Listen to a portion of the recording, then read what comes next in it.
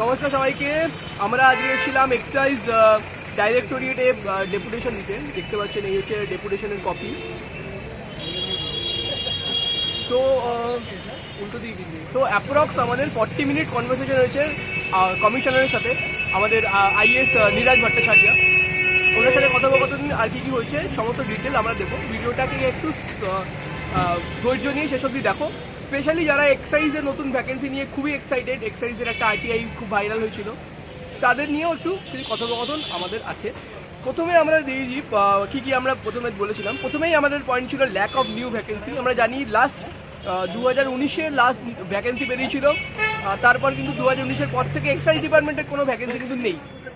সেটা নিয়েই স্যারকে বললাম যে স্যার 19 থেকে তো কোনো ভ্যাকেন্সি নেই, তো ভ্যাকেন্সিগুলো তো ফিল আপ করতে হবে। স্যার প্রথমেই বললেন যে অ্যাজ সাচ আমাদের ডিপার্টমেন্টে ভ্যাকেন্সির কিছু প্রয়োজন নেই, এই কথাটা উনি ইউজ করেছেন। ঠিক আছে, কনস্টেবল আমাদের কোনো প্রয়োজন নেই, আর সমস্ত এএসআই ভ্যাকেন্সি যা আছে আমরা সেগুলো প্রমোশনের মাধ্যমে ওগুলোকে আমরা ফিল আপ করবো। তখনই আমি সঙ্গে সঙ্গে স্যারকে কাউন্টার করলাম, স্যার লাস্ট মান্থে একটা আরটিআই করা হয়েছিল আমাদের তরফ থেকে, আরটিআই এর থ্রুতে 1400-600 ভ্যাকেন্সি আমরা জানতে পেরেছি। এবার স্যার এই সমস্ত এগুলো তো রিকোয়ার্ড ভ্যাকেন্সি, এগুলোকে ফিল আপ করতে হবে for the proper administration of the excise department. Sir বললো ওকে। আমরা আবার জিজ্ঞেস করলো কবেকার আরটিআই। আমি বললাম স্যার এই মাসের আরটিআই। আমি ফোনটা বার করে স্যারকে দেখালাম যে ওকে এই হচ্ছে আমাদের আরটিআই। তার রিপ্লাই তারা, কারণ আরটিআইটাই এই সেম বিল্ডিং থেকেই হচ্ছে, সেম বিল্ডিং থেকেই তার রিপ্লাই এসেছিলো। আবার এজ লিমিট নিয়ে আমরা কথা বলেছিলাম, যেহেতু 4-5 বছর পরীক্ষা হচ্ছে না, যেই সমস্ত ক্যান্ডিডেট প্রিপেয়ার করছে তারা হয়তো পরীক্ষা দিতে পারবে না যদি নতুন রিক্রুটমেন্ট বেরোয়। তার জন্য আমরা আপার এজ লিমিট 35+ করার আমরা একটা রিকোয়েস্ট জানিয়েছি for the coming vacancy.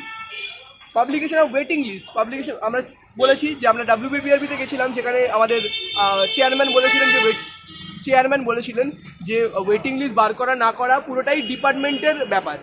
Department চাইলে করবে, না চাইলে করবে না। তাই জন্য আমরা এই ডিপার্টমেন্ট এক্সাইজ ডাইরেক্টরিয়েটে আমরা জমা দিলাম।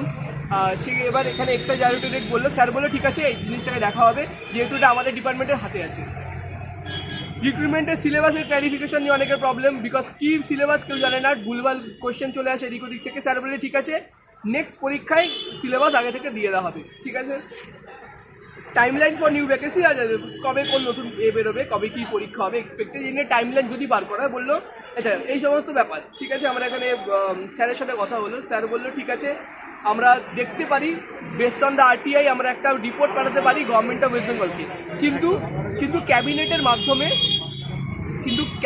মাধ্যমে যদি অ্যাপ্রুভ হয়ে আসে তবেই হবে পরীক্ষা, নাহলে কিন্তু পরীক্ষা হবে না। ভ্যাকেন্সি ডিপার্টমেন্টাল ভ্যাকেন্সি আছে মানে এই না যে তার উপরে রিক্রুটমেন্ট হবে। এটা আমি বারেবার বলেছি, আমার আগের ভিডিওতে আমি বলেছি, যতটুকু এক্সাইজ ডিপার্টমেন্ট যতটুকু পাঠাবে ক্যাবিনেটকে এবং ক্যাবিনেট যতটুকু অ্যাপ্রুভ করবে ততটুকুর ওপরেই পরীক্ষা হবে। এই হচ্ছে আমাদের পাতি কথা। তবে উনি বললেন যে এক্সট্রা ব্যাপারটা সেটা আমরা গভর্নমেন্টকে জানাবো, হায়ার অথরিটিকে। তো ওনারা যদি পারমিশন দেয় তো আমরা টোটাল প্রসেসটা আমাদের এখানে চিঠি এসে তো আমরা পিআরবিকে জানাবো, এজের সমস্ত ডিটেলটা জানিয়ে দেবো। এজের ব্যাপারটা উনি বললেন বাড়ানো, যেগুলো ওদের হাতে আছে, ওনাদের হাতে এজের ব্যাপারটা হাতে আছে, ওয়েটিং লিস্টের ব্যাপার হাতে আছে, সিলেবাসের ব্যাপার হাতে আছে, কিন্তু কোনটা হাতে নেই, কত ভ্যাকেন্সিতে রিক্রুটমেন্ট হবে। ওনারা ম্যাক্স টু ম্যাক্স পাঠাতে পারে একটা report government of West Bengal ক্যাবিনেটকে। ক্যাবিনেট যদি অ্যাপ্রুভ করে সেটা ফাইন্যান্স ডিপার্টমেন্টে যাবে, ফাইন্যান্স থেকে সেটা WBPRB-র কাছে যাবে। তো মোটামুটি ভ্যাকেন্সি আসছে কি আসছে না সেই নিয়ে আমরা এই মুহূর্তে কিছু বলতে পারবো, তাই তো? আমরা এই মুহূর্তে কিছু বলতে পারবো, কারণ উনি নিজেই তো প্রথমেই বললেন যে আমাদের এই মুহূর্তে রিকোয়ারমেন্ট নেই। তবু আমি ওনাকে কাউন্টার করে সঙ্গে সঙ্গে বলেছি যে আরটিআই এর আমরা রিপোর্ট সঙ্গে সঙ্গে দেখিয়ে দিচ্ছি যে স্যার রিকোয়ারমেন্ট নেই, কিন্তু ভ্যাকেন্সি ডিপার্টমেন্টাল ভ্যাকেন্সি কিন্তু আছে। যাই হোক, এইটুকু বলেই আমি বলবো। কিন্তু সবাইকে আমি একটা জিনিস বারেবার বলবো, বিভিন্ন জায়গায় আমরা ডেপুটেশন দিচ্ছি, আমাদেরও সময়ের দাম আছে, আমাদেরও সময়ের মূল্য আছে, আমরাও স্টুডেন্ট, আমরা একাধিক পরীক্ষা দিই। আমাদের সাথে থাকতে হবে, চ্যানেলটিকে সাবস্ক্রাইব করতে হবে, আমাদের গ্রুপে জয়েন করতে হবে, এবং স্পেশালি বারেবার আমরা যেখানেই যাই না কেন আমরা একটাই জিনিস শুনছি কিন্তু government of West Bengal cabinet. ঠিক আছে, government of West Bengal cabinet মানে আমরা যাই করি না কেন সেই শেষ মুহূর্তে কিন্তু ওখান থেকেই সব কিছু হবে।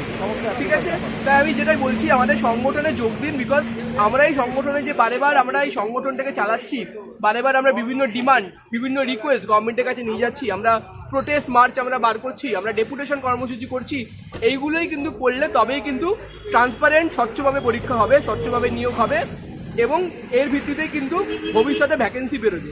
তাই সবাই সাবস্ক্রাইব করুন, চ্যানেলকে সাপোর্ট করুন। ব্যাস এইটুকুই বলার। নেক্সট ভিডিওতে দেখা হবে। আর লিঙ্ক আমাদের টেলিগ্রাম গ্রুপের লিঙ্ক আছে কমেন্টে, নিশ্চয়ই আমাদের গ্রুপে জয়েন করুন for future update. Thank you so much.